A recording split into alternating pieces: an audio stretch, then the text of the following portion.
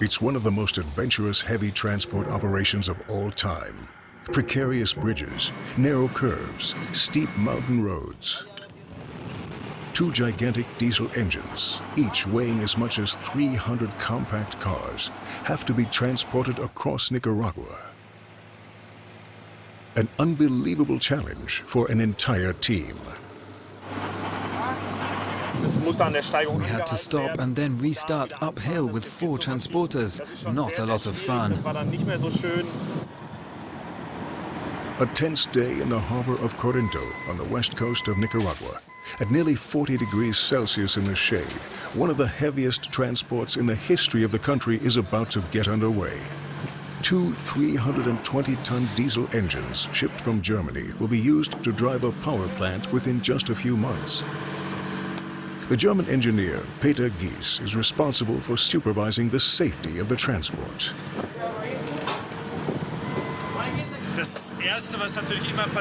The first danger is that the ground could give way because it's not hard enough.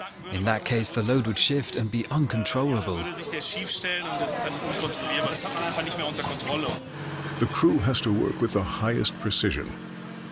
The engines have to be raised by centimeters so the flatbed trucks can be maneuvered beneath them.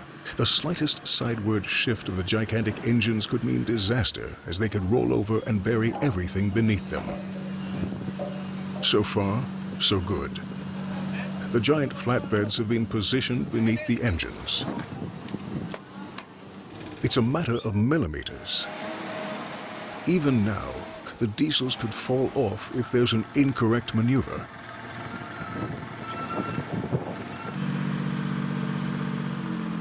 To stay balanced for the trip, the monster engines have to be placed perfectly on the trucks.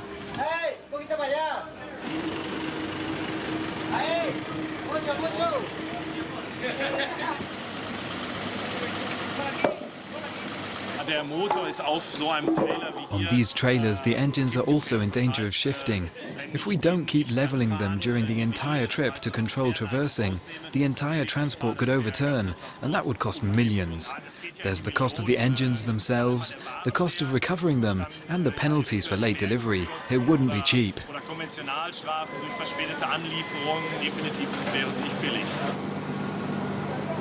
The value of the entire transport has been placed at many million euros. Before they set off, the team takes time to pray.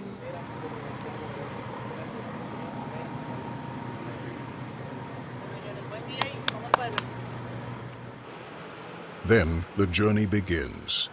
During the next 7 days, man and machine will have to bear the enormous weight of the engines and tropical temperatures of up to 40 degrees Celsius.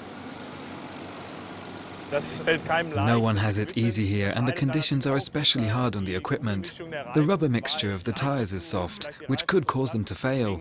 The oil is incredibly thin, which might cause leakage. If we had temperatures of 15 Celsius, it would be much easier. At least it's not raining. That could cause traction problems on the up and downhill passages. The team has to remain calm during the first hindrance, the narrow harbor gate. This is the beginning of a stress marathon for the truck drivers. All day behind the wheel, 7 days long. They have to cover 156 kilometers to the power station. The crew consists of 40 men and a police escort accompanying the truck. Spectators line the road as the team moves on meter by meter.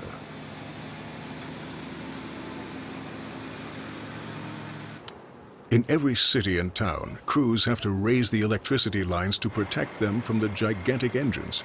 Here, too, nothing can go wrong. Otherwise, entire cities could be left for days without electricity. Transport drivers are aware of their great responsibilities.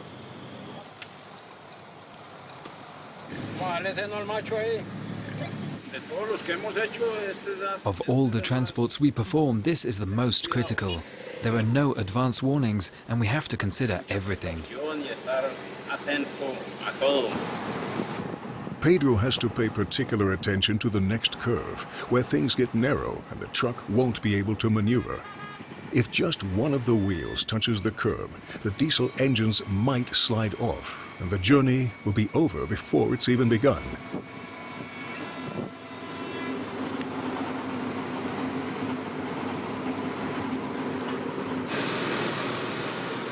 Centimeter by centimeter, the 160 wheels roll on,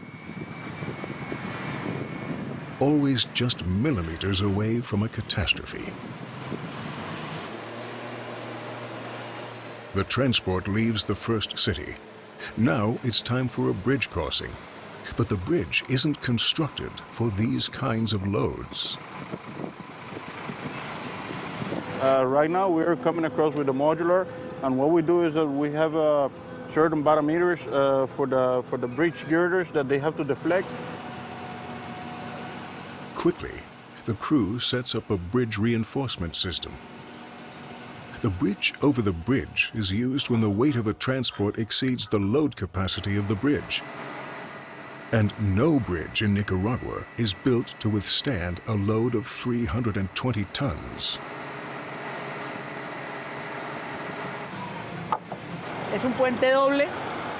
This is a double bridge. We're constructing a flyover bridge so as not to exceed the maximum capacity of the structure.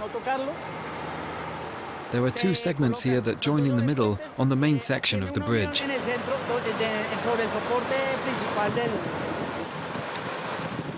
These steel supports ensure that the weight of the load will be more evenly distributed in order to relieve the underlying bridge construction.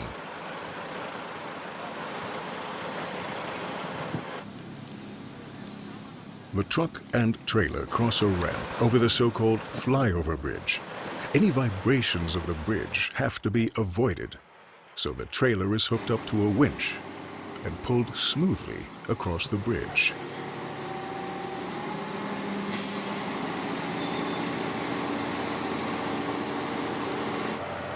The bridge isn't strong enough, so the trailer has to be pulled across it as straight as possible. It has a total width of 3.3 meters. The width of the truck is 3 meters. There is no room for error. That's why we have to cross the bridge as directly as possible. Centimeter by centimeter, the wheels roll over the steel construction. Though the bridge is also supported from below, it heaves and moans ominously beneath the load.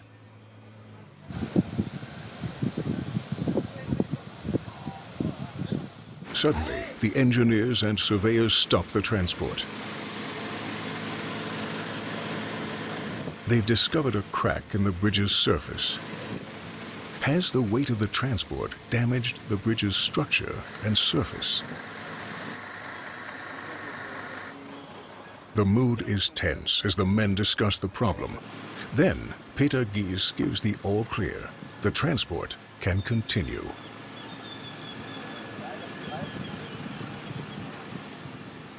If these narrow fissures widened to about 10 centimeters, then they would be considered a crack.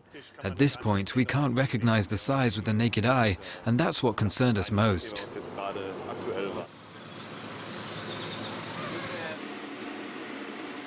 A few kilometers further, the transport comes to a sudden stop. The truck's 500 horsepower aren't enough to pull the 320-ton engine up a hill. A difficult situation. If the weight of the diesel engine were to shift downhill, it could pull the entire transport along with it.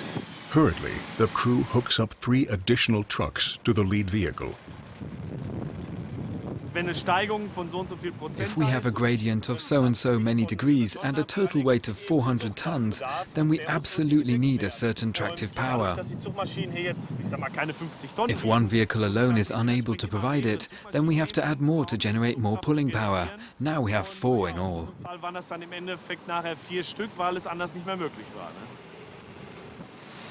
A standing start up a hill with 320 tons. What appears to be so easy is a matter of the highest concentration for the team. The 4 trucks have to coordinate 2,000 horsepower with millimeter accuracy. At walking speed, they pull the massive diesel engine up the gradient. Transport specialist Peter Gies is very concerned.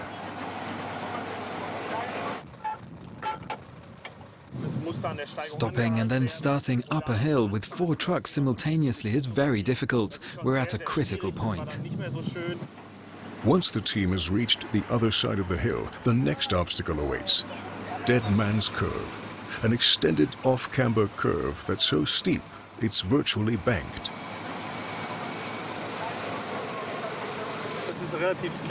Another critical situation. The engine has a very high center of gravity now on the trailer. There's an acute danger that it could tip over. Here, the drivers must stick to a precisely calculated line so that the diesel engine remains stable. After negotiating the dangerous curve, the team has no time to relax. Now comes the long straightaway to Las Brasiles, the destination of the transport. The power plant is located on the other side of the city. For the last time, the teams guide the trailer past the high curbs.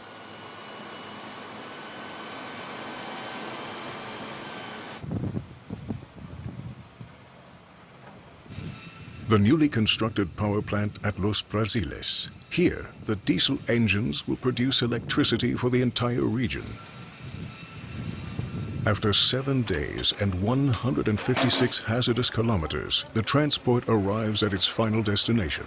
For the last time now, the 20 axles and 160 wheels of the trailer move forward for a few more meters. Despite all the problems and difficulties, German engineer Peter Gies is satisfied with the transport. All in all, everything went quite well, and I'm very satisfied. The crew takes a well-earned break before heading back. The heaviest transport ever to take place on the roads of Nicaragua has arrived.